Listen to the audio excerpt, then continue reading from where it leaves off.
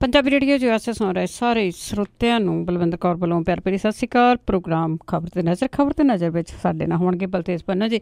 ਦੱਸਣਗੇ ਭਾਰਤ ਵਿੱਚ ਪੰਜਾਬ ਦੇ ਵਿੱਚ ਕੀ ਕੁਛ ਵਾਪਰਿਆ। ਖਬਰਾਂ ਤੇ ਝਾਤ ਮਾਰਾਂਗੇ। ਖਬਰਾਂ ਤੋਂ ਪਹਿਲਾਂ ਧੰਨਵਾਦ ਸਾਡੇ ਸਪਾਂਸਰ ਦਾ ਜਿਨ੍ਹਾਂ ਨੇ ਇਸ ਪ੍ਰੋਗਰਾਮ ਨੂੰ ਸਪਾਂਸਰ ਕੀਤਾ, ਸਭ ਤੱਕ ਪਹੁੰਚਾਇਆ। ਸ਼ਿਕਾਗੋ ਪੀਜ਼ਾ ਵਿਦ ਟਵਿਸਟ, ਜਿਨ੍ਹਾਂ ਤੋਂ ਹਰ ਇੱਕ ਤਰ੍ਹਾਂ ਦਾ ਪੀਜ਼ਾ ਔਡਰ ਕਰ ਸਕਦੇ ਹੋ। ਪੀਜ਼ਾ ਔਡਰ ਕਰਨ ਲਈ ਵਿਜ਼ਿਟ ਕਰ ਸਕਦੇ ਹੋ www.chicagopizza.twist.com। 15% ਔਫ ਲੈਣ ਲਈ ਕੋਡ ਵਰਤ ਸਕਦੇ ਹੋ 1313। Khalsa insurance agency San Jose 4082722500। Gurdeep Singh Pirdi, Clovis, Satnam Singh Shergill Selma, Bahadur Singh Gill Fowler, Sukhwinder Singh, Jasvir Kaur Fremont, Sarabjit Singh Chokar Turlock. ਬਹੁਤ ਬਹੁਤ ਧੰਨਵਾਦ ਕਰਦੇ ਹਾਂ ਪ੍ਰੋਗਰਾਮ ਨੂੰ ਸਪਾਂਸਰ ਕੀਤਾ, ਸਭ ਤੱਕ ਪਹੁੰਚਾਇਆ। ਸਾਡੇ ਨਾਲ ਜੁੜ ਚੁੱਕੇ ਨੇ ਬਲਤੇਜ ਪੰਨੂ ਜੀ। ਸਤਿ ਸ਼੍ਰੀ ਅਕਾਲ, ਸਵਾਗਤ ਹੈ ਜੀ। ਹਾਂਜੀ, ਧੰਨਵਾਦ ਜੀ, ਬਹੁਤ ਮਿਹਰਬਾਨੀ। ਤਾਂ ਜੀ ਸਭ ਤੋਂ ਪਹਿਲਾਂ ਗੱਲ ਕਰਦੇ ਹਾਂ ਕਿ ਜਿਹੜਾ ਪਾਇਲਟ ਪਾਕਿਸਤਾਨ ਦੇ ਹਵਾਲੇ ਆ ਭਾਰਤ ਦਾ, ਉਸ ਨੂੰ ਛੱਡਿਆ ਜਾਵੇਗਾ ਤਾਂ ਉਹ ਵਾਹਗਾ ਬਾਰਡਰ ਦੀ ਸਰਹੱਦ ਰਾਹੀਂ ਵਾਪਸ ਆਏਗਾ। ਬਿਲਕੁਲ ਜੀ, ਐਕਚੁਅਲੀ ਇਹ ਜੋ ਵੀ ਚੱਲ ਰਹੀਆਂ ਖਬਰਾਂ ਪਿਛਲੇ ਦਿਨਾਂ ਤੋਂ ਤਣਾਅ ਭਰਪੂਰ ਦੋਨਾਂ ਮੁਲਕਾਂ ਦੇ ਵਿਚਾਲੇ, ਲੱਗਦਾ ਹੈ ਕਿ ਇਹ ਇੱਕ ਜਿਹੜੀ ਜੀ ਠੰਡੀ ਹਵਾ ਦਾ ਬੁੱਲਾ ਹੈ ਜਿਹੜਾ ਕਿ ਕੁਛ ਬਦਲ ਸਕਦਾ ਔਰ ਕਾਫੀ ਹੱਦ ਤੱਕ ਬਦਲੂਗਾ। ਇਹ ਚਾਹੇ ਕਿਸੇ ਨੂੰ ਇਹ ਦਿਸਦਾ ਹੋਵੇ ਕਿ ਤੁਰੰਤ ਇਹਦਾ ਸ਼ਾਇਦ ਬਦਲਦਾ ਨਹੀਂ ਨਜ਼ਰ ਆਉਂਦਾ, ਪਰ ਕਿਉਂਕਿ ਅੰਤਰਰਾਸ਼ਟਰੀ ਜਿਹੜਾ ਸਮੁੱਚਾ ਭਾਈਚਾਰਾ ਹੈ ਉਹ ਦੇਖ ਰਿਹਾ ਇਸ ਚੀਜ਼ ਨੂੰ। ਉਹਦੇ ਵਿੱਚ ਦੁਨੀਆ ਭਰ ਦੇ ਵੱਡੇ ਆਗੂ ਜਿਹੜੇ ਜੀ ਉਹ ਸ਼ਾਮਲ ਨੇ। ਜਦੋਂ ਇਸ ਤਰ੍ਹਾਂ ਦੀ ਕੁਛ ਪੋਜ਼ੀਟਿਵ ਚੀਜ਼ ਜਿਹੜੀ ਜੀ ਹੁੰਦੀ ਆ, ਬੇਸ਼ੱਕ ਉਹਨੂੰ ਇੱਥੇ ਨੈਗੇਟਿਵ ਬਣਾ ਕੇ ਵੀ ਜਿਹੜਾ ਉਹ ਪ੍ਰਚਾਰਿਆ ਜਾ ਰਿਹਾ। ਅਜੇ ਵੀ ਸੂਤ ਨਹੀਂ ਆਇਆ ਜਿਹੜਾ ਇੱਥੇ ਜਿਹੜੀ ਚੈਨਲਸ ਹੈ ਨਾ ਉਹ ਉਸੇ ਤਰੀਕੇ ਦੇ ਨਾਲ ਅਜੇ ਹਾਲ ਦੁਹਾਈ ਜਿਹੜੀ ਹੈ ਜੀ ਉਹ ਮਚਾਈ ਜਾ ਰਹੇ ਆ ਕਿ ਜੀ ਸਵੇਰੇ ਸ਼ਰਤਾਂ ਲਾਉਂਦੇ ਸੀ, ਸ਼ਾਮੀ ਬਿਨਾਂ ਸ਼ਰਤਾਂ ਤੋਂ ਜਿਹੜਾ ਜੀ ਉਹ ਛੱਡ ਤੱਕ ਸ਼ਰਤਾਂ ਵਾਲੀ ਕੋਈ ਗੱਲ ਜਿਹੜੀ ਉਹ ਹੋਈ ਨਹੀਂ। ਕੁਛ ਲੋਕ ਇਹ ਵੀ ਕਹੀ ਜਾਂਦੇ ਆ ਕਿ ਜਨੇਵਾ ਸਮਝੌਤਾ ਜਿਹੜਾ ਹੈ ਉਹਦੇ ਤਹਿਤ ਛੱਡਣਾ ਪੈਣਾ ਸੀ, ਜਿਹੜੇ ਕਿ ਇਸ ਗੱਲੋਂ ਥੋੜ੍ਹੇ ਅਣਭੋਲ ਹੈ ਕਿ ਜਨੇਵਾ ਸਮਝੌਤਾ ਜਿਹੜਾ ਉਦੋਂ ਲਾਗੂ ਹੁੰਦਾ ਜਦੋਂ ਦੋ ਮੁਲਕਾਂ ਦੇ ਵਿਚਾਲੇ ਵਾਰ ਲੱਗੀ ਹੋਈ ਹੋਵੇ। ਕੋਈ ਵਾਰ ਜਿਹੜੀ ਜੀ ਉਹ ਦੋ ਮੁਲਕਾਂ ਦੇ ਵਿਚਾਲੇ ਨਹੀਂ ਸੀ ਲੱਗੀ ਹੋਈ। ਜੇ ਅਟਕਾਉਣਾ ਹੁੰਦਾ ਤਾਂ ਅਟਕਾਇਆ ਜਾ ਸਕਦਾ ਸੀ। ਜਿਹੜੀ ਚੰਗੀ ਚੀਜ਼ ਆ ਉਸ ਚੀਜ਼ ਨੂੰ ਸ਼ਾਬਾਸ਼ੀ ਜਿਹੜੀ ਉਹ ਦੇਣੀ ਬਣਦੀ ਆ। ਅਭਿਨੰਦਨ ਜਿਹੜਾ ਜੀ ਇਹਦੇ ਬਾਰੇ ਦੇ ਵਿੱਚ ਪਾਕਿਸਤਾਨ ਦੇ ਪ੍ਰਧਾਨ ਮੰਤਰੀ ਇਮਰਾਨ ਖਾਨ ਹੋਰਾਂ ਨੇ ਦੇਸ਼ ਦੀ ਸੰਸਦ ਦੇ ਵਿੱਚ ਜਦੋਂ ਇਹ ਐਲਾਨ ਕੀਤਾ ਕਿ ਉਹ ਜਿਹੜਾ ਜੀ ਇੱਕ ਗੁੱਡ ਗੈਸਟ ਦੇ ਵਾਸਤੇ ਉਹ ਇਹਨੂੰ ਛੱਡ ਰਹੇ ਆ ਕਿ ਚਲੋ ਏਦਾਂ ਹੀ ਜਿਹੜੀ ਜੀ ਉਹ ਸ਼ੁਰੂਆਤ ਕੀਤੀ ਜਾਵੇ, ਤਾਂ ਸਮੁੱਚੀ ਜਿਹੜੀ ਅਸੈਂਬਲੀ ਸੀ ਪਾਕਿਸਤਾਨ ਦੀ ਉਹਨੇ ਮੇਜ਼ਾਂ ਜਿਹੜੀਆਂ ਜੀ ਉਹ ਥਪਥਪਾ ਕੇ ਇਹਦਾ ਸਵਾਗਤ ਕੀਤਾ ਇਸ ਫੈਸਲੇ ਦਾ। ਅਭਿਨੰਦਨ ਦੀ ਰਿਹਾਈ ਜਿਹੜੀ ਹੈ ਜੀ ਉਹ ਇਸ ਪੱਖੋਂ ਬਹੁਤ ਅਹਿਮ ਆ ਕਿ ਬਹੁਤ ਸਾਰੇ ਲੋਕ ਜਿਹੜੇ ਜੀ ਉਹ ਫਿਕਰਮੰਦ ਹੋ ਗਏ ਸੀਗੇ। ਜਿਹੜੇ ਲੋਕ ਜੰਗ ਨਹੀਂ ਚਾਹੁੰਦੇ, ਅਮਨ ਜਿਹੜਾ ਜੀ ਉਹ ਚਾਹੁੰਦੇ ਆ। ਹਾਲਾਂਕਿ ਇਹ ਵੀ ਚੀਜ਼ਾਂ ਜਿਹੜੀਆਂ ਜੀ ਸੋਸ਼ਲ ਮੀਡੀਆ ਦੇ ਉੱਤੇ ਚੈਨਲ ਸੈਨਾ ਜਿਹੜੀ ਜੀ ਉਹ ਵੀ ਚਲਾਉਂਦੀ ਰਹੀ ਤੇ ਉਹ ਤਾਂ ਜਿਹੜੀਆਂ ਜਦੋਂ ਉਹਦੀਆਂ ਕੈਪਚਰ ਕੀਤੇ ਦੀਆਂ ਵੀਡੀਓਜ਼ ਆਈਆਂ ਉਹ ਤਾਂ ਉਹਦੇ ਵਿੱਚ ਕੁਛ ਨਹੀਂ ਦੱਸ ਰਿਹਾ ਉਹ ਕਿੱਥੇ ਰਹਿੰਦਾ, ਉਹਦਾ ਪਰਿਵਾਰ ਦੇ ਵਿੱਚ ਕੌਣ ਮੈਂਬਰ ਆ। ਪਰ ਇਹ ਚੈਨਲ ਸੈਨਾ ਵਾਲੇ ਉਹਦੇ ਘਰੇ ਵੀ ਪਹੁੰਚ ਗਏ, ਇਕੱਲੇ ਇਕੱਲੇ ਉਹਦੇ ਟੱਬਰ ਦਾ ਜੀ ਵੀ ਵਿਖਾਤਾ, ਉਹਨਾਂ ਦੀਆਂ ਫੋਟੋਆਂ ਵੀ ਜਿਹੜੀਆਂ ਸੀ ਉਹ ਵਿਖਾਤੀਆਂ। ਇਹ ਵੀ ਦੱਸਤਾ ਕਿੱਥੇ ਰਹਿੰਦਾ, ਉਹਦਾ ਪਤਾ ਕੀ ਆ, ਜੋ ਇਨਮੈਚਿਓਰ ਜਿਹੜੀ ਪੱਤਰਕਾਰੀ ਉਹ ਕਹੀ ਜਾ ਸਕਦੀ। ਕੁਛ ਵੀ ਹੋਵੇ ਉਹਨਾਂ ਚੀਜ਼ਾਂ ਸਾਰਿਆਂ ਤੋਂ ਜਿਹੜਾ ਜੀ ਉਹ ਪਰੇ ਇਹ ਇੱਕ ਸੁਖਦ ਸੁਨੇਹਾ ਹੈ ਕਿ ਅਭਿਨੰਦਨ ਜਿਹੜਾ ਜੀ ਅੱਜ ਵਾਹਗਾ ਸਰਹੱਦ ਰਾਹੀਂ ਜਿਹੜਾ ਜੀ ਇਸ ਸਾਈਡ ਦੇ ਉੱਤੇ ਆਊਗਾ, ਕਿਉਂਕਿ ਇਹ ਮੁਲਕ ਟੂ ਮੁਲਕ ਹੈ। ਇਸ ਕਰਕੇ ਜਿਹੜੀਆਂ ਕੁਛ ਚੀਜ਼ਾਂ ਨੇ, ਜਿਹੜੀਆਂ ਟਰਮਸ ਨੇ ਜੀ ਉਹ ਫੁਲਫਿਲ ਕਰਨੀਆਂ ਪੈਂਦੀਆਂ ਨੇ। ਡਾਇਰੈਕਟਲੀ ਨਹੀਂ ਉਹਨੂੰ ਜਿਹੜਾ ਜੀ ਉਹ ਦਿੱਤਾ ਜਾ ਸਕਦਾ। ਰੈੱਡ ਕਰਾਸ ਦੇ ਥਰੂ, ਰੈੱਡ ਕਰਾਸ ਦੇ ਹਵਾਲੇ ਕਰੂਗਾ ਪਾਕਿਸਤਾਨ ਤੇ ਉਹ ਉਹਨੂੰ ਇੱਥੇ ਵਾਹਗਾ ਸਰਹੱਦ ਦੇ ਉੱਤੇ ਜਿਹੜੇ ਇਸ ਸਾਈਡ ਦੇ ਆਫਿਸਰ ਨੇ ਉਹਨਾਂ ਦੇ ਹਵਾਲੇ ਕਰਨਗੇ ਅਭਿਨੰਦਨ ਨੂੰ। ਸਮਝਿਆ ਜਾ ਰਿਹਾ ਹੈ ਕਿ ਜਿਹੜੇ ਪੰਜਾਬ ਦੇ ਮੁੱਖ ਮੰਤਰੀ ਨੇ ਉਹ ਇਸ ਮੌਕੇ ਦੇ ਉੱਤੇ ਉੱਥੇ ਜਾਣਗੇ ਉਹਨੂੰ ਅਗਲਵਾਂਡੀ ਜਿਹੜਾ ਜੀ ਉਹ ਲੈਣ ਦੇ ਵਾਸਤੇ। ਉਧਰ ਅਮਰੀਕਾ, ਬ੍ਰਿਟਨ ਤੇ ਫਰਾਂਸ ਨੇ ਜੈਸ਼ ਏ ਮੁਹੰਮਦ ਦੇ ਮੁਖੀ ਜਿਹੜਾ ਮਸੂਦ ਅਜ਼ਹਰ ਆ ਉਹਨੂੰ ਅੰਤਰਰਾਸ਼ਟਰੀ ਜਿਹੜੇ ਅੱਤਵਾਦੀ ਨੇ ਉਹ ਐਲਾਨਣ ਸੰਬੰਧੀ UN ਦੇ ਵਿੱਚ ਤਜਵੀਜ਼ ਜਿਹੜੀ ਉਹ ਪੇਸ਼ ਕੀਤੀ ਆ। ਜਿਹੜੀ ਸੁਰੱਖਿਆ ਪਰਿਸ਼ਦ ਦੀ ਸੈਕਸ਼ਨ ਪਾਬੰਦੀ ਕਮੇਟੀ ਹੈ ਇਹਨੇ ਇਸ ਨਵੀਂ ਤਜਵੀਜ਼ ਦੇ ਉੱਤੇ 10 ਕੰਮਕਾਜੀ ਦਿਨਾਂ ਦੇ ਅੰਦਰ ਵਿਚਾਰ ਕਰਨ ਦੀ ਗੱਲ ਆਖੀ ਹੈ ਜੀ। ਤੇ ਅਗਲੀ ਗੱਲ ਕਰਦੇ ਹਾਂ ਜੀ, ਭਾਰਤ ਸਰਕਾਰ ਦੀ ਸੁਰੱਖਿਆ ਮੀਟਿੰਗਾਂ ਤੇ ਕਰ ਰਹੀ ਆ, ਪਰ ਕਹਿੰਦੇ ਇਹ ਬੜੀ ਹੈਰਾਨਗੀ ਦੀ ਗੱਲ ਆ ਵੀ ਕੋਈ ਵੀ ਲੀਡਰ ਹੈ ਜਿਹੜਾ ਮੀਡੀਆ ਦੇ ਸਾਹਮਣੇ ਨਹੀਂ ਆ ਰਿਹਾ। ਇੱਕ ਅਖਬਾਰ ਇੰਗਲਿਸ਼ ਦਾ ਹੈ ਜੀ, ਇਸ ਖਿੱਤੇ ਦਾ ਨਹੀਂ ਗਾ, ਉਹ ਇੱਧਰ ਕਰਨਾਟਕਾ ਵਾਲੀ ਸਾਈਡ ਦਾ ਜਿਹੜਾ ਜੀ ਉਹ ਅਖਬਾਰ ਹੈ, ਉਹਦਾ ਮੁੱਖ ਪੰਨਾ ਜਿਹੜੀ ਸਮੁੱਚੀ ਸਾਰੀ ਦੀ ਸਾਰੀ ਇੱਕ ਹੈਡਿੰਗ ਹੈ ਬਹੁਤ ਵੱਡੀ, ਸਾਰੇ ਪੰਨੇ ਦੇ ਉੱਤੇ ਹੇਠਾਂ ਇਹ ਦੱਸਿਆ ਕਿ ਕਿਹੜਾ ਮੰਤਰੀ ਇਸ ਸਮੇਂ ਦੇ ਉੱਤੇ ਕੀ ਕਰ ਰਿਹਾ ਸੀਗਾ ਜਦੋਂ ਭਾਰਤ ਦੇ ਵਿੱਚ ਜਿਹੜਾ ਜੀ ਜਿੰਨੇ ਦਿਨ ਤੋਂ ਇਹ ਤਣਾਅ ਪੁਲਵਾਮਾ ਤੋਂ ਬਾਅਦ, ਖਾਸ ਤੌਰ ਦੇ ਉੱਤੇ ਹਮਲੇ ਤੋਂ ਬਾਅਦ, ਪੁਲਵਾਮਾ ਹਮਲੇ ਤੋਂ ਬਾਅਦ ਬਣਿਆ ਹੋਇਆ। ਉਹਨੇ ਜਿਹੜੀ ਹੈਡਲਾਈਨ ਲਾਈ ਆ ਉਹ ਇੰਗਲਿਸ਼ ਦਾ ਅਖਬਾਰ ਹੈ ਜੀ, ਉਹਨੇ ਇਹ ਲਿਖਿਆ ਮੌਨ ਕੀ ਬਾਤ, ਕਿਉਂਕਿ ਜਦੋਂ ਡਾਕਟਰ ਮਨਮੋਹਨ ਸਿੰਘ ਹੋਰੀ ਭਾਰਤ ਦੇ ਪ੍ਰਧਾਨ ਮੰਤਰੀ ਸਨ, ਭਾਰਤੀ ਜਨਤਾ ਪਾਰਟੀ ਦੇ ਆਗੂ ਉਹਨਾਂ ਦੇ ਉੱਤੇ ਲਗਾਤਾਰ ਹਮਲੇ ਕਰਦੇ ਸਨ ਔਰ ਇਹ ਕਹਿੰਦੇ ਸਨ ਇਹ ਮਨਮੋਹਨ ਸਿੰਘ ਨਹੀਂ, ਇਹ ਮੌਨ ਮੋਹਨ ਸਿੰਘ ਆ। ਅੱਜ ਜਿੱਡਾ ਵੱਡਾ ਮੌਨ ਜਿਹੜਾ ਜੀ ਉਹ ਧਾਰਿਆ ਹੋਇਆ ਉਹ ਸਾਰਿਆਂ ਦੇ ਸਾਹਮਣੇ ਆ। ਵੈਸੇ ਤਾਂ ਜਿਉਂ ਇਹ ਜਿਹੜੀ ਜੀ ਸੱਤਾ ਦੇ ਵਿੱਚ ਆਈ ਆ ਭਾਰਤੀ ਜਨਤਾ ਪਾਰਟੀ ਦੀ ਸਰਕਾਰ, ਪ੍ਰਧਾਨ ਮੰਤਰੀ ਹੋਰਾਂ ਨੇ ਇਤਿਹਾਸ ਦੇ ਵਿੱਚ ਦਰਜ ਹੋ ਜਾਊਗਾ ਜੀ, ਇਹ ਰਿਕਾਰਡ ਦਰਜ ਹੋ ਜਾਊਗਾ ਕਿ ਇੱਕ ਵੀ ਪ੍ਰੈਸ ਕਾਨਫਰੰਸ ਉਹਨਾਂ ਨੇ ਨਹੀਂ ਕੀਤੀ, ਕਿਉਂਕਿ ਇਹ ਇੱਕ ਪ੍ਰਥਾ ਰਹੀ ਹੈ ਕਿ ਜਿਹੜਾ ਪ੍ਰਧਾਨ ਮੰਤਰੀ ਹੈ ਘੱਟੋ ਘੱਟ ਸਾਲ ਦੇ ਵਿੱਚ ਇੱਕ ਪ੍ਰੈਸ ਕਾਨਫਰੰਸ ਤਾਂ ਜਿਹੜੀ ਦੀ ਉਹ ਲਾਜ਼ਮੀ, ਨਹੀਂ ਤਾਂ ਜਦੋਂ ਉਹ ਦੌਰੇ ਦੇ ਉੱਤੇ, ਵਿਦੇਸ਼ੀ ਦੌਰੇ ਤੇ ਜਾਂਦੇ ਕੋਈ ਵੀ ਪ੍ਰਧਾਨ ਮੰਤਰੀ, ਉਹ ਰਸਤੇ ਦੇ ਵਿੱਚ ਜਾਂਦਿਆਂ ਪ੍ਰੈਸ ਕਾਨਫਰੰਸ ਕਰਦੇ, ਆਉਂਦਿਆਂ ਫਿਰ ਪ੍ਰੈਸ ਕਾਨਫਰੰਸ ਕਰਕੇ ਬਰੀਫ ਕਰਦੇ ਕੀ ਗੱਲਾਂ ਹੋਈਆਂ। ਕੋਈ ਜਿਹੜੀ ਜੀ ਉਹ ਪ੍ਰੈਸ ਕਾਨਫਰੰਸ ਇੱਕ ਸਿੰਗਲ ਵੀ ਜਿਹੜੀ ਜਿਹਨੂੰ ਪ੍ਰੈਸ ਕਾਨਫਰੰਸ ਕਹਿੰਦੇ ਆ ਆਮੋ ਸਾਹਮਣੇ ਵਾਲੀ ਉਹ ਨਹੀਂ ਕੀਤੀ। ਜਿਹੜੇ ਬਾਕੀ ਨੇ ਜਿਨ੍ਹਾਂ ਦੀ ਪ੍ਰੈਸ ਬਰੀਫ ਜਿਹੜੀ ਉਹ ਬਣਦੀ ਜਿਹਦੇ ਵਿੱਚ ਖਾਸ ਤੌਰ ਦੇ ਉੱਤੇ ਰੱਖਿਆ ਮੰਤਰੀ ਜਿਹੜੇ ਉਹ ਕਹੇ ਜਾ ਸਕਦੇ ਆ, ਗ੍ਰਹਿ ਮੰਤਰੀ ਉਸ ਤੋਂ ਬਾਅਦ ਜਿਹੜੇ ਜੀ ਉਹ ਆ ਜਾਂਦੇ ਆ, ਕਿਸੇ ਨੇ ਪ੍ਰੈਸ ਨੂੰ ਕੋਈ ਬਰੀਫ ਜਿਹੜਾ ਜੀ ਉਹ ਨਹੀਂ ਕੀਤਾ। ਸੁਰੱਖਿਆ ਮੀਟਿੰਗ ਜਿਹੜੀਆਂ ਜੀ ਉਹ ਜਾਰੀ ਨੇ, ਕਿਸੇ ਜਗ੍ਹਾ ਦੇ ਉੱਤੇ ਵੀ ਕੋਈ ਵੀ ਜਿਹੜੀ ਖਬਰ ਪੜ੍ਹ ਰਹੇ ਹੋ, ਦੇਖ ਰਹੇ ਹੋ, ਉਹਦੇ ਵਿੱਚ ਸਾਰੇ ਜਗ੍ਹਾ ਤੇ ਤੁਹਾਨੂੰ ਇੱਕੋ ਚੀਜ਼ ਮਿਲੂਗੀ ਸੂਤਰਾਂ ਦੇ ਹਵਾਲੇ ਦੇ ਨਾਲ, ਕਿਉਂਕਿ ਆਪੋ ਆਪਣੇ ਜਿਹੜੇ ਪੱਤਰਕਾਰ ਨੇ ਉਹਨਾਂ ਦੇ ਆਪੋ ਆਪਣੇ ਸੂਤਰ ਹੁੰਦੇ ਆ ਹਰ ਜਿਹੜਾ ਵੀ ਮੰਤਰਾਲੇ ਦੇ ਅੰਦਰ, ਉਹ ਉੱਥੋਂ ਜਿਹੜੀਆਂ ਜਾਣਕਾਰੀਆਂ ਲੈ ਕੇ ਜਿਹੜੀਆਂ ਉਹ ਖਬਰਾਂ ਆ ਰਹੀਆਂ ਨੇ। ਹੈਰਾਨੀਜਨਕ ਤਰੀਕੇ ਦੇ ਨਾਲ ਅਜੇ ਵੀ ਜਿਹੜੀ ਕੋਈ ਪ੍ਰੈਸ ਨੂੰ ਬਰੀਫ ਹੈ ਉਹ ਇਹਨਾਂ ਅਹਿਮ ਨੇਤਾਵਾਂ ਦੇ ਵੱਲੋਂ ਨਹੀਂ ਕੀਤੀ। ਇਹਨੂੰ ਲੈ ਕੇ ਜਿਹੜੇ ਵੀ ਉਹ ਸਵਾਲ ਜ਼ਰੂਰ ਖੜੇ ਹੋਣੇ ਸ਼ੁਰੂ ਹੋ ਗਏ ਨੇ ਕਿ ਕੀ ਕਾਰਨ ਹੈ, ਉਹ ਪ੍ਰੈਸ ਦੇ ਸਾਹਮਣੇ ਕਿਉਂ ਨਹੀਂ ਆ ਰਹੇ। ਤੇ ਹੁਣ ਤੱਕ ਜਿਹੜੀਆਂ ਖਬਰਾਂ ਨੇ ਉਹ ਸਾਰੀਆਂ ਦੀਆਂ ਸਾਰੀਆਂ ਜਿਹੜੀਆਂ ਉਹ ਕਿਉਂ ਸੂਤਰਾਂ ਦੇ ਹਵਾਲੇ ਦੇ ਨਾਲ ਹੀ ਜਿਹੜੀਆਂ ਚੱਲਦੀਆਂ ਨੇ। ਹਾਂ, ਜਲ, ਥਲ ਤੇ ਹਵਾਈ ਸੈਨਾਵਾਂ ਦੇ ਜਿਹੜੇ 3 ਅਧਿਕਾਰੀ ਸੀ ਉਹਨਾਂ ਨੇ ਇੱਕ ਸਾਂਝੀ ਪ੍ਰੈਸ ਕਾਨਫਰੰਸ ਜ਼ਰੂਰ ਕੀਤੀ, ਜਿਹੜੀ ਪਹਿਲਾਂ ਕੱਲ 5 ਵਜੇ ਹੋਣੀ ਸੀਗੀ, ਮੁੜ ਕੇ ਕਿਉਂਕਿ ਅਭਿਨੰਦਨ ਵਾਲਾ ਵਿੱਚ ਆ ਗਿਆ ਇਸ਼ੂ, ਇਹ 2 ਘੰਟੇ ਲੇਟ ਹੋ ਗਈ। ਉਹਨਾਂ ਨੇ ਜਿਹੜੀ ਦੀ ਇਹ ਪ੍ਰੈਸ ਕਾਨਫਰੰਸ ਕਰਕੇ ਪਾਕਿਸਤਾਨ ਦੇ ਦਾਅਵਿਆਂ ਨੂੰ ਝੂਠਾ ਸਾਬਿਤ ਕੀਤਾ। Assistant chief air staff G K. Kapoor ਨੇ ਇਹ ਕਿਹਾ ਜੀ ਕਿ ਬਾਲਾਕੋਟ ਦੇ ਵਿੱਚ ਕੀਤੇ ਗਏ ਹਮਲੇ ਦੀ ਸਫਲਤਾ ਦੇ ਬਾਰੇ ਸਬੂਤ ਦੇਣ ਦਾ ਫੈਸਲਾ ਸਿਆਸੀ ਲੀਡਰਸ਼ਿਪ ਨੇ ਕਰਨਾ। ਉਹਨਾਂ ਨੇ ਕਿਹਾ ਕਿ ਨਿਸ਼ਾਨੇ ਫੁੰਡੇ ਜਾਣ ਬਾਰੇ ਪੁਖਤਾ ਜਾਣਕਾਰੀ ਤੇ ਸਬੂਤ ਹੈਗੇ ਆ, ਪਰ ਜਾਨੀ ਤੇ ਹੋਰ ਨੁਕਸਾਨ ਦਾ ਅਜੇ ਅੰਦਾਜ਼ਾ ਲਾਉਣਾ ਠੀਕ ਨਹੀਂ।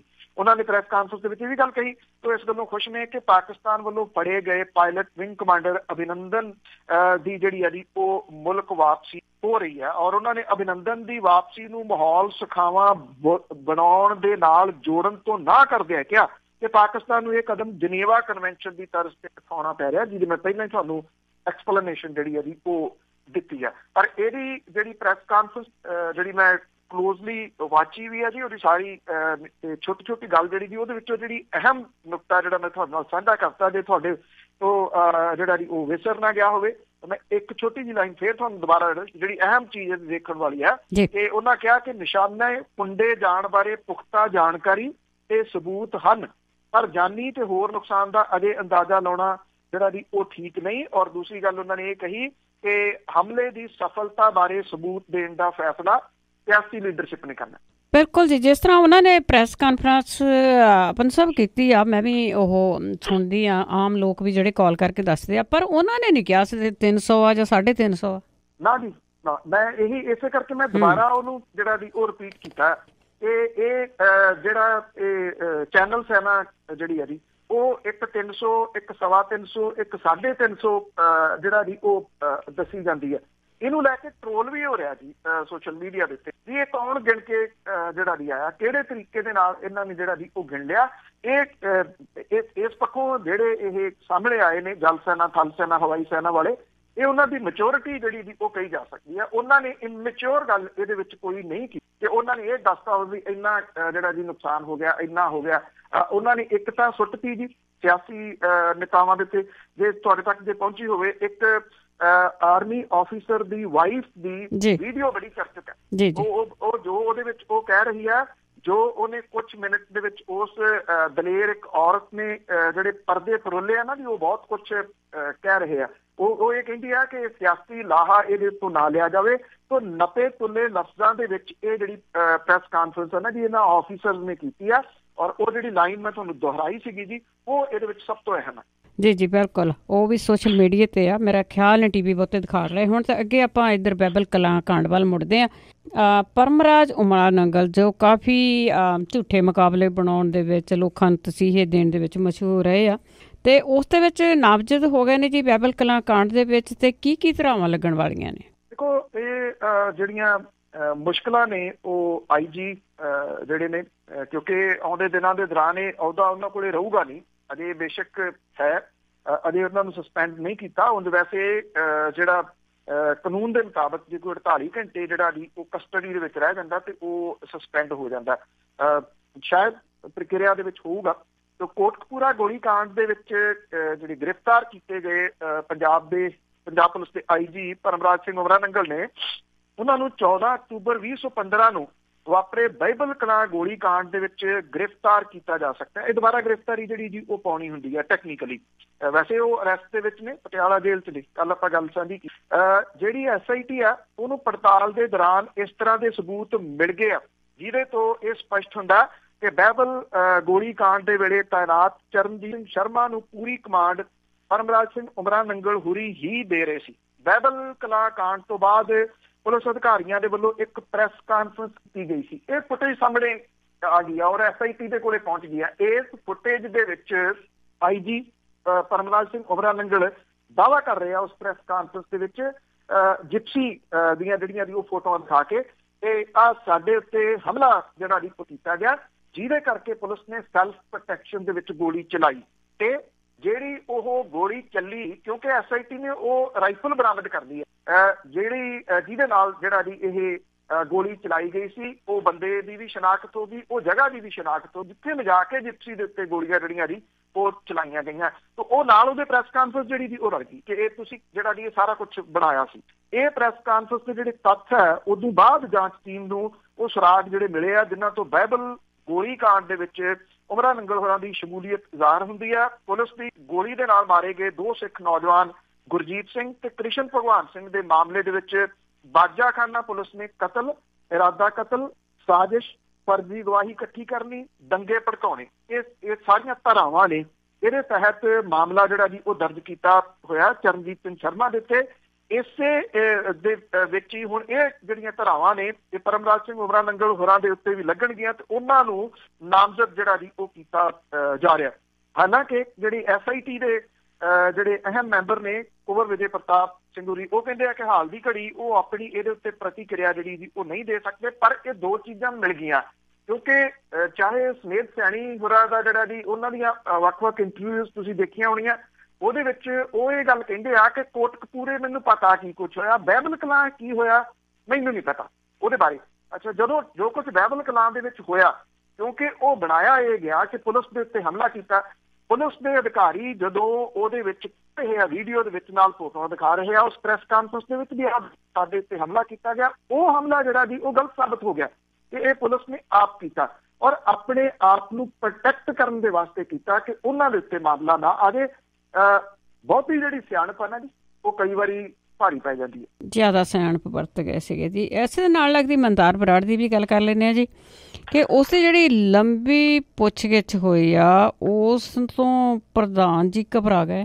ਬਿਲਕੁਲ ਜੀ, ਪੰਜਾਬ ਦੇ ਵਿੱਚ ਅਕਾਲੀ ਭਾਜਪਾ ਸਰਕਾਰ ਦੇ ਸਮੇਂ ਵਾਪਰੀਆਂ ਇਹ ਘਟਨਾਵਾਂ ਜਿਹੜੀਆਂ ਜੀ ਸਿਰਦਰਦੀ ਵੱਡੀ ਬਣਦੀਆਂ ਜਾ ਰਹੀਆਂ ਨੇ। ਪ੍ਰਧਾਨ ਹੋਰਾਂ ਦੇ ਵਾਸਤੇ ਪੰਜਾਬ ਪੁਲਿਸ ਦੇ ਅਧਿਕਾਰੀਆਂ ਦੇ ਉੱਤੇ ਆਧਾਰਿਤ ਜਿਹੜੀ SIT ਆ ਉਹਦੇ ਵੱਲੋਂ ਕੀਤੀ ਜਾ ਰਹੀ ਤਫਤੀਸ਼ ਸ਼੍ਰੋਮਣੀ ਅਕਾਲੀ ਦਲ ਨੂੰ ਸਿਆਸੀ ਆਫਤ ਜਾਪਣ ਲੱਗੀ ਹੈ ਜੀ। ਅਕਾਲੀ ਦਲ ਦੇ ਸਾਬਕਾ ਮੁੱਖ ਸੰਸਦੀ ਸਕੱਤਰ ਸੀਨੀਅਰ ਆਗੂ ਮਨਤਾਰ ਸਿੰਘ ਬਰਾੜ ਦੇ ਲੰਬੀ ਪੁੱਛਗਿੱਛ ਜਿਹੜੀ ਜੀ 8 ਘੰਟੇ ਤੱਕ ਜਿਹੜੀ SIT ਦੇ ਵੱਲੋਂ ਕੀਤੀ ਗਈ ਆ।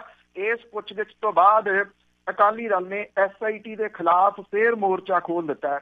ਸ਼੍ਰੋਮਣੀ ਅਕਾਲੀ ਦਲ ਦੇ ਪ੍ਰਧਾਨ ਸੁਖਬੀਰ ਸਿੰਘ ਬਾਦਲ ਹੋਰਾਂ ਨੇ ਬਿਆਨ ਜਾਰੀ ਕਰਕੇ ਬੇਅਦਬੀ ਤੇ ਗੋਲੀ ਕਾਂਡ ਦੀਆਂ ਘਟਨਾਵਾਂ ਦੀ ਜਾਂਚ ਸੁਪਰੀਮ ਕੋਰਟ ਦੇ ਜੱਜ ਜਾਂ ਜਿਹੜੀ ਨਿਰਪੱਖ ਏਜੰਸੀ ਤੋਂ ਕਰਾਉਣ ਦੀ ਮੰਗ ਕੀਤੀ ਹੈ ਜੀ। ਨਿਰਪੱਖ ਏਜੰਸੀ ਕਿਹੜੀ ਆ ਜਿਹਨੂੰ ਸ਼ਾਇਦ ਉਹ ਜਾਂਚ ਦਿੱਤੀ ਹੋਈ ਆ, ਜਿਹਨੇ 3 ਸਾਲ ਹੋ ਗਏ ਅਜੇ ਤੱਕ ਚਲਾਨ ਹੀ ਨਹੀਂ ਪੇਸ਼ ਕੀਤਾ। ਕੋਈ ਏਦਾਂ ਦੀ ਨਿਰਪੱਖ ਏਜੰਸੀ ਜਿਹੜੀ ਉਹ ਭਾਲਦੇ ਹੋਣੇ ਆ। ਸੁਖਬੀਰ ਸਿੰਘ ਬਾਦਲ ਉਹਨਾਂ ਨੇ ਦੋਸ਼ ਇਹ ਲਾਇਆ ਕਿ SIT ਦੇ ਵਿੱਚ ਸ਼ਾਮਲ ਪੁਲਿਸ ਅਧਿਕਾਰੀਆਂ ਦੇ ਵੱਲੋਂ ਅਕਾਲੀ ਆਗੂ ਮਨਤਾਰ ਸਿੰਘ ਬਰਾੜ ਨੂੰ ਪਰੇਸ਼ਾਨ ਕੀਤਾ ਜਾ ਰਿਹਾ। ਉਹਨਾਂ ਪੁਲਿਸ ਅਧਿਕਾਰੀਆਂ ਦੇ ਵਤੀਰੇ ਦੀ ਨਿਖੇਧੀ ਕੀਤੀ। ਵੈਸੇ ਅਜੇ ਉਹਨਾਂ ਨੇ ਆਪਣੀ ਲਾਲ ਡਾਇਰੀ 'ਚ ਸ਼ਾਇਦ ਉਹਨਾਂ ਦਾ ਨਾਮ ਨਹੀਂ ਲਿਖਿਆ ਜੀ। ਅਕਾਲੀ ਦਲ ਦੇ ਪ੍ਰਧਾਨ ਨੇ ਕਿਹਾ ਹੈ ਕਿ SIT ਦੇ ਵੱਲੋਂ ਕੀਤੀ ਜਾ ਰਹੀ ਕਾਰਵਾਈ ਰਾਜਨੀਤੀ ਤੋਂ ਪ੍ਰੇਰਿਤ ਹੈ। ਉਹਨਾਂ ਨੇ ਕਿਹਾ ਕਿ ਹਰ ਕੋਈ ਜਾਣਦਾ ਹੈ ਕਿ ਉਸ ਵੇਲੇ ਮਨਤਾਰ ਸਿੰਘ ਬਰਾੜ ਸਿਰਫ ਇੱਕ ਵਿਧਾਇਕ ਸੀ। ਵੀਰ ਸਿੰਘ ਬਾਦਲ ਹੋਰਾਂ ਨੇ ਇਸ ਬਿਆਨ ਦੇ ਵਿੱਚ ਕਿਹਾ ਕਿ ਕੋਟਕਪੂਰਾ ਤੇ ਬਾਈਬਲ ਕਲਾਂ ਘਟਨਾਵਾਂ ਦੇ ਵਿੱਚ ਅਕਾਲੀ ਆਗੂਆਂ ਨੂੰ ਫਸਾਉਣ ਦੀ ਕਾਂਗਰਸ ਦੀ ਖੇਡ ਸ਼ੁਰੂ ਤੋਂ ਸਪਸ਼ਟ ਸੀ। ਉਹਨਾਂ ਨੇ ਇਸ ਬਿਆਨ ਦੇ ਵਿੱਚ ਕਿਹਾ ਕਿ ਇਹ ਕਾਰਵਾਈ ਸੱਚਾਈ ਨੂੰ ਬਾਹਰ ਲਿਆਉਣ ਲਈ ਨਹੀਂ, ਸਗੋਂ ਸ਼੍ਰੋਮਣੀ ਅਕਾਲੀ ਦਲ ਸਣੇ ਸਿੱਖ ਸੰਸਥਾਵਾਂ ਨੂੰ ਕਮਜ਼ੋਰ ਕਰਨ ਲਈ ਕੀਤੀ ਜਾ ਰਹੀ ਹੈ। ਸੁਖਬੀਰ ਸਿੰਘ ਬਾਦਲ ਹੋਰਾਂ ਨੇ ਕਿਹਾ ਕਿ ਅਕਾਲੀ ਦਲ ਨੇ ਸਾਬਕਾ ਜਸਟਿਸ ਰਣਜੀਤ ਸਿੰਘ ਤੇ ਆਧਾਰਿਤ ਕਮਿਸ਼ਨ ਨੂੰ ਇਹਦੇ ਲਈ ਸਹਿਯੋਗ ਨਹੀਂ ਸੀ ਦਿੱਤਾ, ਕਿਉਂਕਿ ਇਹ ਕਮਿਸ਼ਨ ਨੂੰ ਬਣਾਉਣ ਤੋਂ ਪਹਿਲਾਂ ਹੀ ਕੈਪਟਨ ਅਮਰਿੰਦਰ ਸਿੰਘ ਤੇ ਸੁਨੀਲ ਜਾਖੜ ਹੋਰਾਂ ਨੇ ਇਹਦੀ ਜਾਂਚ ਦੇ ਨਤੀਜਿਆਂ ਦਾ ਐਲਾਨ ਕਰ ਦਿੱਤਾ ਸੀ। ਸੁਖਬੀਰ ਸਿੰਘ ਬਾਦਲ ਹੋਰਾਂ ਨੇ ਆਪਣੇ ਬਿਆਨ 'ਚ ਕਿਹਾ ਕਿ ਹੁਣ ਜਿਹੜੇ ਤਰੀਕੇ ਦੇ ਨਾਲ SIT ਵੱਲੋਂ ਮਨਤਾਰ ਸਿੰਘ ਬਰਾੜ ਨੂੰ ਤੰਗ ਪਰੇਸ਼ਾਨ ਕੀਤਾ ਜਾ ਰਿਹਾ, ਉਹਦੇ ਤੋਂ ਸਪਸ਼ਟ ਹੈ ਕਿ ਪੁਲਿਸ ਅਧਿਕਾਰੀਆਂ ਤੇ ਆਧਾਰਿਤ ਜਿਹੜੀ SIT ਹੈ ਤੇ ਰਣਜੀਤ ਸਿੰਘ ਜਿਹੜਾ ਕਮਿਸ਼ਨ ਸੀਗਾ ਜੀ, ਉਹ ਕਾਂਗਰਸੀ ਕਮਿਸ਼ਨ ਦੇ ਨਕਸ਼ੇ ਕਦਮਾਂ ਦੇ ਉੱਤੇ ਜਿਹੜਾ ਜੀ ਉਹ ਚੱਲ ਰਹੇ ਨੇ। ਇਹ ਬਿਆਨ ਨੂੰ ਜੇ ਤੁਸੀਂ ਸਾਰਾ ਘੋਖ ਲਓ, ਇਹਦੇ ਵਿੱਚ ਸਿੱਖ ਪੰਥ ਵੀ ਆ ਗਿਆ, ਸਿੱਖ ਸੰਸਥਾਵਾਂ ਵੀ ਆ ਗਈਆਂ, ਜਿਨ੍ਹਾਂ ਦੇ ਉੱਤੇ ਉਹਨਾਂ ਨੂੰ ਲੱਗਦਾ ਕਿ ਇਹ ਹਮਲਾ ਜਿਹੜਾ ਜੀ ਉਹ ਹੋ ਰਿਹਾ ਉਹ ਬੁਖਲਾਹਟ ਹੈ ਜੀ। ਉਹ ਬੁਖਲਾਹਟ ਜਿਹੜੀ ਉਹ ਨਜ਼ਰ ਆਉਂਦੀ ਆ, ਕਿਉਂਕਿ ਸਿੱਖਿਆ ਜਿੱਥੋਂ ਲਈ ਆ ਉਹਨਾਂ ਦਾ ਕੰਮ ਹੀ ਇਹ ਰਿਹਾ ਨਾ ਜੀ, ਜਦੋਂ ਕੋਈ ਆਪਣੇ ਆਪ ਤੇ ਮੁਸੀਬਤ ਆਉਂਦੀ ਦਿਸੇ ਤੇ ਉਦੋਂ ਫਿਰ ਪੰਥ ਖਤਰੇ 'ਚ ਹੋ ਜਾਂਦਾ। ਪਰ ਇਹ ਆ ਕਿ ਇਹ 80ਵਿਆਂ ਦੇ ਵਿੱਚ ਚੱਲਦਾ ਰਿਹਾ, ਸ਼ਾਇਦ 2019 ਦੇ ਵਿੱਚ ਨਾ ਚੱਲੇ। ਜੀ ਸਾਰਾ ਹੁਣ ਉਹਨਾਂ ਨੂੰ ਖਤਰਾ ਹੀ ਜਾਪਦਾ ਜੀ। ਅੱਗੇ ਆਪਾਂ ਨਰਸਾਂ ਦੀ ਗੱਲ ਕਰਾਂਗੇ। ਜਿਸ ਤਰ੍ਹਾਂ ਨਰਸਾਂ ਨੇ ਪਟਿਆਲਾ ਦੇ ਵਿੱਚ ਸਟ੍ਰਾਈਕ ਕੀਤੀ ਹੋਈ ਆ ਤੇ 2 ਨਰਸਾਂ ਨੇ ਛੱਤ ਤੋਂ ਛਾਲ ਮਾਰ ਦਿੱਤੀ ਆ, ਕਹਿੰਦੇ ਕਿ ਇੱਕ ਦੀ ਹਾਲਤ ਵੀ ਗੰਭੀਰ ਦੱਸੀ ਜਾਂਦੀ। ਬਿਲਕੁਲ ਜੀ, ਇਹ ਕਈ ਦਿਨਾਂ ਤੋਂ ਜਿਹੜੀਆਂ ਦੀ ਬੈਠੀਆਂ ਹੋਈਆਂ ਨੇ ਛੱਤ ਤੇ। ਹੈਰਾਨੀ ਇਹ ਰਹੀ ਕਿ ਥੱਲੇ ਪੁਲਿਸ ਵਾਲੇ ਵੀ ਖੜੇ ਸੀ, ਲੋਕ ਵੀ ਖੜੇ ਸੀ। ਕੁਛ ਤੁਸੀਂ ਉਹਨਾਂ ਨੂੰ ਸਮਝਾਓ ਕਿਸੇ ਤਰੀਕੇ ਦੇ ਨਾਲ। ਪਹਿਲਾਂ ਵੀ ਜਿਹੜਾ ਸੀ ਇੱਕ ਪੁਲਿਸ ਅਧਿਕਾਰੀ ਨੇ ਜਾ ਕੇ ਉਹਨਾਂ ਨਾਲ ਗੱਲ ਕੀਤੀ ਸੀ ਕੁਝ ਦਿਨ ਪਹਿਲਾਂ। ਉਹ ਛਾਲ ਮਾਰਨਾ ਚਾਹੁੰਦੀਆਂ ਸੀ, ਟਿਕ ਗਈਆਂ ਸੀ। ਉਦੋਂ ਸਮਝਾਇਆ ਜਾ ਸਕਦਾ ਕਿ ਬਜਾਏ ਇਹਦੇ ਕਿ ਡਾਇਲੌਗ ਕੀਤਾ ਜਾਂਦਾ ਉਹਨਾਂ ਦੇ ਨਾਲ, ਉਹਨਾਂ ਨੂੰ ਸਮਝਾਇਆ ਬੁਝਾਇਆ ਜਾਂਦਾ ਵੀ ਬੀਬਾ ਜੇ ਤੁਸੀਂ ਛੱਤ ਤੋਂ ਛਾਲ ਮਾਰੋਗੇ, ਤੁਹਾਡੇ ਗੋਡੇ ਗਿੱਟੇ ਟੁੱਟ ਗਏ ਤੇ ਕਿਹਨੇ ਪੁੱਛਣਾ? ਇੱਥੇ ਕੋਈ ਪੁੱਛਦਾ ਜੀ, ਕਿਸੇ ਨੇ ਨਹੀਂ ਪੁੱਛਣਾ। ਬਜਾਏ ਇਹਦੇ ਕਿ ਉਹਨਾਂ ਨੂੰ ਸਮਝਾਇਆ ਜਾਂਦਾ, ਸਟ੍ਰੈਚਰ ਵੀ ਲੈ ਆਂਦਾ ਗਿਆ, ਜਾਲ ਵੀ ਲੈ ਆਂਦਾ ਗਿਆ ਵੀ ਚਲੋ ਮਾਰੋ, ਅਸੀਂ ਜਾਲ ਦੇ ਵਿੱਚ ਤੁਹਾਨੂੰ ਜਿਹੜਾ ਜੀ ਉਹ ਬੋਚ ਲਾਂਗੇ। ਇਹ ਇੰਨੀ ਗੈਰ ਜ਼ਿੰਮੇਵਾਰਾਨਾ ਜਿਹੜੀ ਹੈ ਜੀ ਉਹ ਪਹੁੰਚ ਅਪਣਾਈ ਇੱਥੇ ਹਸਪਤਾਲ ਦੇ ਅਧਿਕਾਰੀਆਂ ਨੇ ਤੇ ਪੁਲਿਸ ਵਾਲਿਆਂ ਨੇ ਖਾਸ ਤੌਰ ਦੇ ਉੱਤੇ।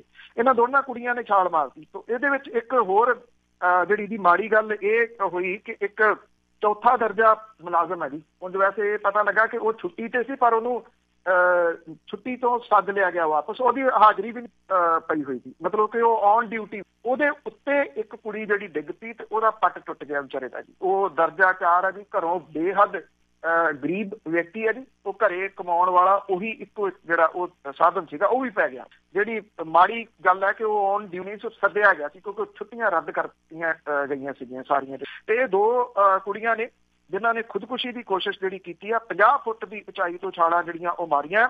ਇਹਦੇ ਕਰਕੇ ਨਰਸਿਸ ਤੇ ਐਂਸਿਲਰੀ ਸਟਾਫ ਐਸੋਸੀਏਸ਼ਨ ਦੀ ਜਿਹੜੀ ਸੂਬਾ ਪ੍ਰਧਾਨ ਹੈ ਕਰਮਜੀਤ ਕੌਰ ਔਲਖ, ਉਹਦਾ ਤਾਂ ਗੋਡਾ ਟੁੱਟ ਗਿਆ, ਜਦੋਂ ਕਿ ਜਿਹੜੀ ਬਲਜੀਤ ਕੌਰ ਖਾਲਸਾ ਉਹਨੂੰ ਗੁੱਝੀਆਂ ਸੱਟਾਂ ਜਿਹੜੀਆਂ ਦੀ ਉਹ ਵੱਜੀਆਂ ਨੇ। ਕੁਛ ਜਿਹੜੇ ਸੂਤਰ ਆ ਜੀ ਉਹਨਾਂ ਨੇ ਦੱਸਿਆ ਕਿ ਸ਼ਾਇਦ ਉਹਦਾ ਜਿਹੜਾ ਜੀ ਉਹ ਚੂਲਾ ਟੁੱਟ ਗਿਆ। ਜੇ ਉਹ ਚੂਲਾ ਟੁੱਟ ਗਿਆ ਤਾਂ ਫਿਰ ਇਹ ਕਿਹਾ ਜਾ ਸਕਦਾ ਜੀ ਉਹ ਪੈ ਗਈ ਬਹੁਤ ਲੰਮੇ ਸਮੇਂ ਦੇ ਵਾਸਤੇ। ਜਿਹੜੀ ਇਹਦੇ ਵਿੱਚੋਂ ਕਰਮਜੀਤ ਕੌਰ ਔਲਖ ਹੈ ਜੀ, ਉਹਨੇ 16 ਨਵੰਬਰ 2016 ਨੂੰ ਭਾਖੜਾ ਦੇ ਪੁਲ ਤੇ ਧਰਨਾ ਦਿੱਤਾ ਜਾ ਰਿਹਾ ਸੀ। ਉਹਨੇ ਉਦੋਂ ਛਾਲ ਮਾਰਤੀ ਸੀਗੀ ਜੀ, ਪਰ ਗੋਤਾਖੋਰਾਂ ਨੇ ਜਿਹੜਾ ਜੀ ਉਹ ਬੁਲਾ ਲਿਆ ਸੀਗਾ। ਏਡੀ ਵੀ ਕਿਹੜੀ ਗੱਲ ਸੀਗੀ ਕਿ ਇਹਨਾਂ ਦੇ ਨਾਲ ਗੱਲਬਾਤ ਕੀਤੀ ਜਾ ਸਕਦੀ? ਉਹਨਾਂ ਨੂੰ ਕੋਠੇ ਤੋਂ ਜਿਹੜਾ ਜੀ ਉਹ ਲਾਇਆ ਜਾ ਸਕਦਾ ਸੀਗਾ।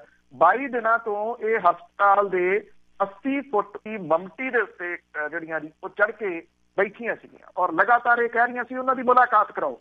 ਕਿ ਇੱਕ ਜਾਨ ਬਚਾਉਣ ਦੇ ਵਾਸਤੇ, 2 ਲੜਕੀਆਂ ਦੀ ਜਾਨ ਬਚਾਉਣ ਦੇ ਵਾਸਤੇ ਉੱਥੇ ਮੰਤਰੀ ਨਹੀਂ ਸੀ ਪਹੁੰਚ ਸਕਦੇ? ਸਿਹਤ ਮੰਤਰੀ ਜਿਹੜੇ ਨੇ, ਜਿਨ੍ਹਾਂ ਦੇ ਅਧਿਕਾਰ ਖੇਤਰ ਦੇ ਵਿੱਚ ਇਹ ਆਉਂਦਾ ਕਿ ਜਾਨ ਜਿਹੜੀ ਬਚਾਈ ਜਾ ਸਕੇ, ਜਾਂ ਉਹ ਲੋਕਾਂ ਦੇ ਨੁਮਾਇੰਦੇ ਹੋਣ ਦੀ ਜਗ੍ਹਾ ਦੇ ਉੱਤੇ ਖੁਦ ਨੂੰ ਮਾਲਕ ਸਮਝਣ ਲੱਗੇ ਜੀ ਪੰਜਾਬ ਦੇ ਅਸੀਂ ਤਾਂ ਮਾਲਕ, ਅਸੀਂ ਥੋੜ੍ਹੀ ਕਿਸੇ ਦੇ ਕੋਲੇ ਜਿਹੜਾ ਜੀ ਉਹ ਜਾਵਾਂਗੇ।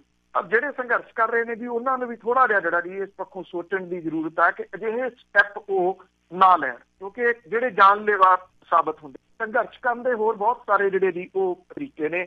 4 ਦਿਨ ਖਬਰਾਂ ਲੱਗਣਗੀਆਂ, ਮੁੜ ਕੇ ਉਦੋਂ ਬਾਅਦ ਕੁੜੀਆਂ ਨੂੰ ਜਿਹੜਾ ਜੀ ਉਹ ਲੋਕ ਭੁੱਲ ਭੁਲਾ ਜਾਣਗੇ, ਤੇ ਜਿਹੜੇ ਉਹ ਮੈਂ ਚੌਥਾ ਦਰਜਾ ਮੁਲਾਜ਼ਮ ਦੀ ਗੱਲ ਕੀਤੀ ਆ, ਉਹਦੇ ਘਰ ਦੀ ਰੋਟੀ ਕਿਵੇਂ ਚੱਲੂਗੀ, ਕੌਣ ਚਲਾਊਗਾ, ਇਹ ਵੱਡਾ ਸਵਾਲ ਖੜਾ ਹੋਵੇ। ਬਿਲਕੁਲ ਜੀ, ਕਿਸੇ ਨੇ ਨਹੀਂ ਪੁੱਛਣਾ। ਜਿਹੜੀਆਂ ਇੱਥੇ ਦੀਆਂ ਸਰਕਾਰਾਂ ਆ ਉਹ ਤਾਂ ਬਿਲਕੁਲ ਨਹੀਂ ਪੁੱਛਦੀਆਂ। ਜਿਹੜਾ ਵੀ ਵਰਗ ਦੇਖਦੇ ਆ, ਬੇਸ਼ੱਕ ਪਹਿਲੀ ਸਰਕਾਰ ਸੀ, ਹੁਣ ਦੀ ਸਰਕਾਰ ਆ, ਉੱਥੇ ਸੰਘਰਸ਼ ਹੀ ਚੱਲ ਰਹੇ ਆ। ਜਾਂ ਨਰਸਾਂ ਆ, ਤੇ ਅੱਗੇ ਜੇ ਹੁਣ ਟੀਚਰਾਂ ਦੀ ਜੇ ਗੱਲ ਕਰ ਲਈਏ, ਤੇ ਜਿਹੜੀ ਸਰਕਾਰ ਆ ਉਹ ਸੰਘਰਸ਼ ਕਰ ਰਹੇ ਟੀਚਰਾਂ ਨੂੰ ਕਹਿੰਦੇ ਉਹਨਾਂ ਤੇ ਸ਼ਿਕੰਜਾ ਕੱਸਣ ਦੀਆਂ ਤਿਆਰੀਆਂ ਦੇ ਵਿੱਚ ਆ।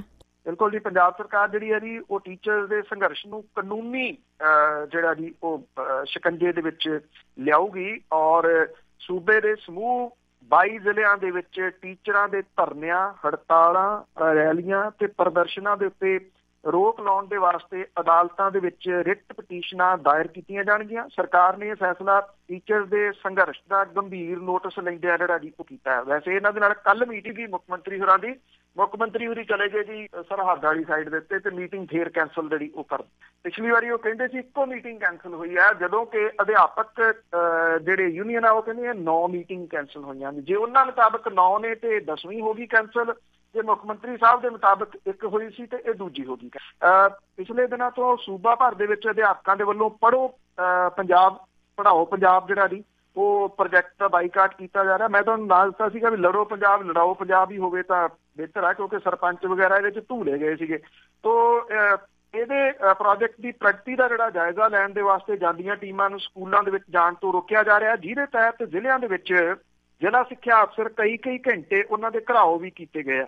ਸਕੱਤਰ ਸਕੂਲ ਸਿੱਖਿਆ ਜਿਹੜੇ ਨੇ ਪੰਜਾਬ ਦੇ, ਕ੍ਰਿਸ਼ਨ ਕੁਮਾਰ ਹੋਰੀ ਬੜੇ ਵਧੀਆ ਆਫਿਸਰ ਰਹੇ ਨੇ, ਪਰ ਇਸ ਮਾਮਲੇ 'ਤੇ ਪਤਾ ਨਹੀਂ ਕਿਉਂ ਇੰਨੇ ਜਿੱਦੀ ਹੋ ਗਏ।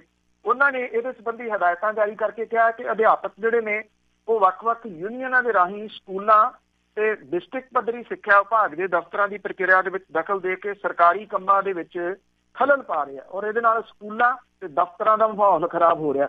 ਇਹਦੇ ਤਹਿਤ DPI ਸੈਕੰਡਰੀ ਸਿੱਖਿਆ ਤੇ DPI ਐਲੀਮੈਂਟਰੀ ਸਿੱਖਿਆ ਨੂੰ ਹਦਾਇਤਾਂ ਜਾਰੀ ਕੀਤੀਆਂ ਨੇ ਕਿ ਸਾਰੇ ਡਿਸਟ੍ਰਿਕਟ ਸਿੱਖਿਆ ਅਫਸਰਾਂ ਦੇ ਰਾਹੀਂ 22 ਜ਼ਿਲ੍ਹਿਆਂ ਦੇ ਵਿੱਚ ਅਦਾਲਤਾਂ ਦੇ ਵਿੱਚ ਰਿਟ ਪਟੀਸ਼ਨਾਂ ਪਾਈਆਂ ਜਾਣ, ਔਰ ਇਹਦੇ ਰਾਹੀਂ ਅਧਿਆਪਕਾਂ ਦੇ ਵੱਲੋਂ ਸੰਘਰਸ਼ ਰਾਹੀਂ ਸਕੂਲਾਂ ਤੇ ਜ਼ਿਲ੍ਹਾ ਸਿੱਖਿਆ ਵਿਭਾਗ ਦੇ ਦਫ਼ਤਰਾਂ ਦੀ ਪ੍ਰਕਿਰਿਆ ਦੇ ਵਿੱਚ ਰੋਕਾਂ ਪਾਉਣ ਦੇ ਉੱਤੇ ਪਾਬੰਦੀ ਲਾਉਣ ਦੀ ਕੀਤੀ ਜਾਵੇ, ਤਾਂ ਕਿ ਸਕੂਲਾਂ ਤੇ ਵਿਭਾਗ ਦੇ ਦਫ਼ਤਰਾਂ ਦੀ ਪ੍ਰਕਿਰਿਆ ਬਿਨਾਂ ਰੁਕਾਵਟ ਜਿਹੜੀ ਜੀ ਉਹ ਚੱਲ ਸਕੇ।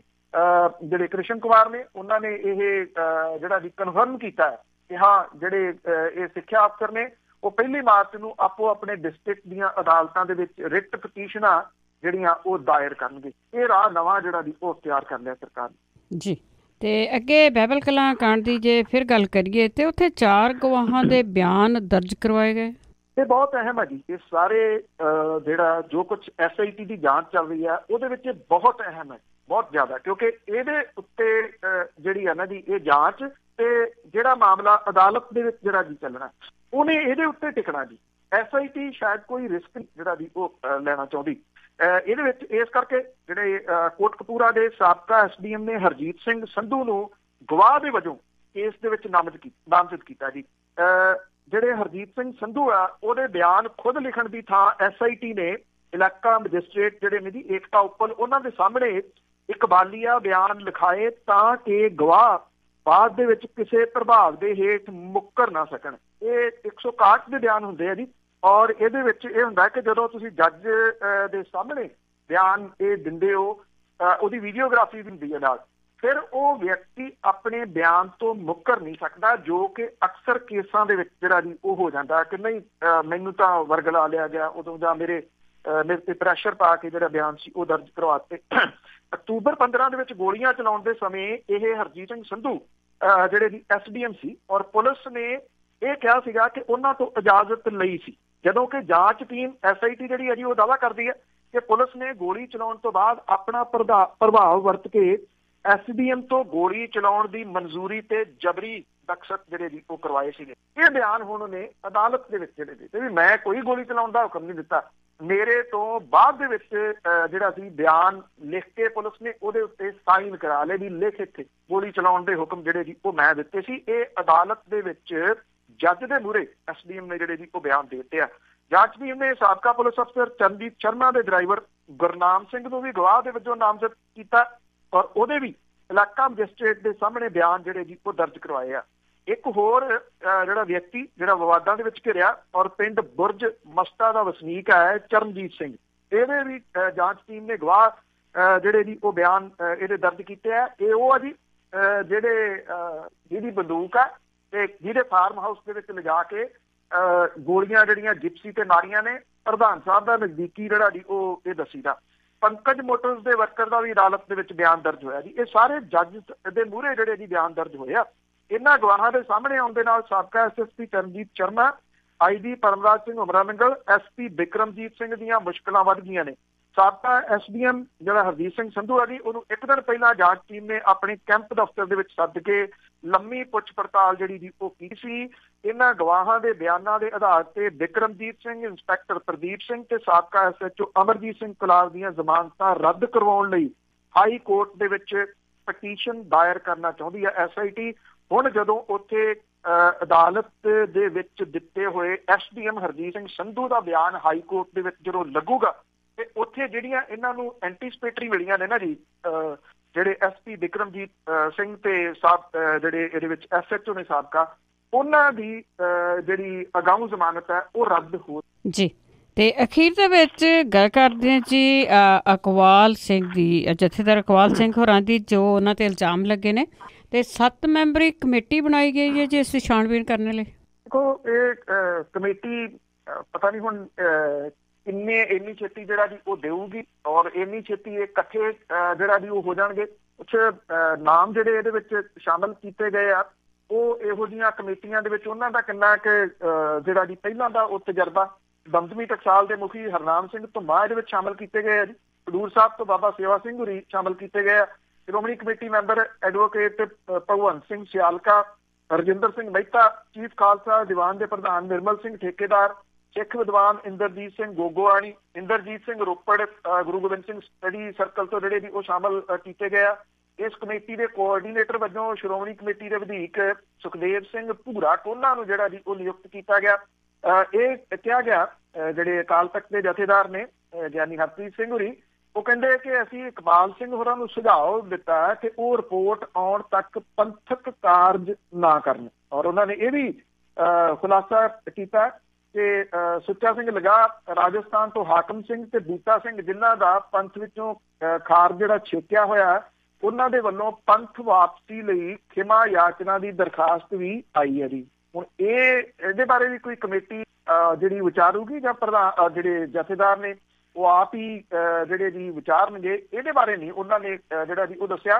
ਅਸੀਂ ਦੱਸ ਦਈਏ ਕਿ ਜਿਹੜੀ ਕਮੇਟੀ 7 ਮੈਂਬਰੀ ਬਣਾਈ ਆ, ਇਹਦਾ ਰੀਜ਼ਨ ਇਹ ਆ ਕਿ ਤਖਤ ਸ੍ਰੀ ਪਟਨਾ ਸਾਹਿਬ ਦੇ ਜਥੇਦਾਰ ਇਕਬਾਲ ਸਿੰਘ ਹੋਰਾਂ ਦੇ ਉੱਤੇ ਜਿਹੜੇ ਕੁਝ ਦੋਸ਼ ਲੱਗੇ ਆ। ਇੱਕ ਤਾਂ ਉਹਨਾਂ ਦੀ ਜਿਹੜੀ ਪਤਨੀ ਆ, ਜਿਹੜੀ ਪਹਿਲੀ ਪਤਨੀ ਆ, ਉਹਨੇ ਕੁਝ ਦੋਸ਼ ਜਿਹੜੇ ਜੀ ਉਹ ਲਾਏ ਆ ਤੇ ਔਰ ਦੂਸਰਾ ਉਹਨਾਂ ਦਾ ਮੁੰਡਾ ਪਿਛਲੇ ਦਿਨੀ ਜਿਹੜਾ ਫੜਿਆ ਗਿਆ ਸੀਗਾ ਇੱਕ ਵੀਡੀਓ ਦੇ ਵਿੱਚ, ਉਹ ਗੁਰਸਿੱਖ ਹੈ, ਦੇਖਣ ਤੋਂ ਉਹ ਗੁਰਸਿੱਖ ਹੈ ਔਰ ਉਹ ਜਿਹੜਾ ਪਟਨਾ ਸਾਹਿਬ ਦੇ ਵਿੱਚ ਕੈਸ਼ੀਅਰ ਜਿਹੜੇ ਦੀ ਜੌਬ ਦੇ ਉੱਤੇ ਸੀਗਾ ਔਰ ਉਸ ਵੀਡੀਓ ਦੇ ਵਿੱਚ ਨਿਰੰਤਰ ਜਿਹੜਾ ਸ਼ਰਾਬ ਪੀ ਰਿਹਾ ਔਰ ਸਿਗਰਟ ਪੀ ਰਹੀ ਲਗਾਤਾਰ, ਚੇਨ ਸਮੋਕਰ ਜਿਸ ਤਰੀਕੇ ਦੇ ਜਿਹੜੇ ਦੀ ਇਹ ਦੋਸ਼ ਜਿਹੜੇ ਦੀ ਸੀਗੇ। ਪਤਾ ਨਹੀਂ ਇਹ 7 ਮੈਂਬਰੀ ਕਮੇਟੀ ਜਿਹੜੀ ਹੈ ਜੀ ਉਹ ਕਿਹੋ ਜਿਹਾ ਫੈਸਲਾ ਲੈ ਕੇ ਆਊਗੀ। ਪਰ ਜਦੋਂ ਪਿਛਲਾ ਰਿਕਾਰਡ ਇਹ ਕਹਿੰਦਾ ਕਿ ਇਕਬਾਲ ਸਿੰਘ ਦੇ ਖਿਲਾਫ ਕਿਉਂਕਿ ਪਹਿਲਾਂ ਵੀ ਸ਼ਿਕਾਇਤਾਂ ਆਉਂਦੀਆਂ ਰਹੀਆਂ ਨੇ, ਜਦੋਂ ਉਹਦੇ ਖਿਲਾਫ ਸ਼ਿਕਾਇਤ ਆਉਂਦੀ ਆ ਉਹ ਕੋਈ ਇਹੋ ਜਿਹਾ ਜਿਹੜਾ ਜੀ ਉਹ ਤਰੀਕਾ ਅਪਣਾਉਂਦਾ ਕਿ ਇਹ ਸਾਰਾ ਕੁਝ ਜਿਹੜਾ ਜੀ ਅੰਦਰ ਖਾਤੇ ਹੀ ਖਤਮ ਹੋ ਜਾਂਦਾ। ਕਿਉਂ? ਉਹ ਸਭ ਨੂੰ ਪਤਾ ਕਿ ਉਹਦੇ ਪਿੱਛੇ ਕਿਹੜੀ ਤਾਕਤ ਕੰਮ ਕਰਦੀ। ਬਿਲਕੁਲ ਜੀ, ਬਿਲਕੁਲ। ਚਿਰਾਂ ਤੋਂ ਇਹ ਕੰਮ ਚੱਲ ਰਿਹਾ। ਬਹੁਤ ਬਹੁਤ ਧੰਨਵਾਦ ਬਲਤੇਜ ਪੰਨੂ ਜੀ। ਮਿਹਰਬਾਨੀ ਜੀ, ਧੰਨਵਾਦ ਜੀ। ਸਤਿ ਸ਼੍ਰੀ ਅਕਾਲ ਜੀ। ਤੇ ਸਰੋਤੇ ਸਨ ਬਲਤੇਜ ਪੰਨੂ ਜੋ ਸਾਡੇ ਨਾਲ ਜੁੜਦੇ ਨੇ, ਕਰਦੇ ਨੇ ਖਬਰਾਂ। ਇਸੇ ਦੇ ਨਾਲ ਸਾਡਾ ਅੱਜ ਦਾ ਬੁਲਟਨ ਇੱਥੇ ਹੀ ਸਮਾਪਤ। ਬਲਵਿੰਦਰ ਕੌਰ ਵੱਲੋਂ ਆਪ ਸਭ ਨੂੰ ਹੀ ਪਿਆਰ ਭਰੀ ਸਤਿ ਸ਼੍ਰੀ ਅਕਾਲ।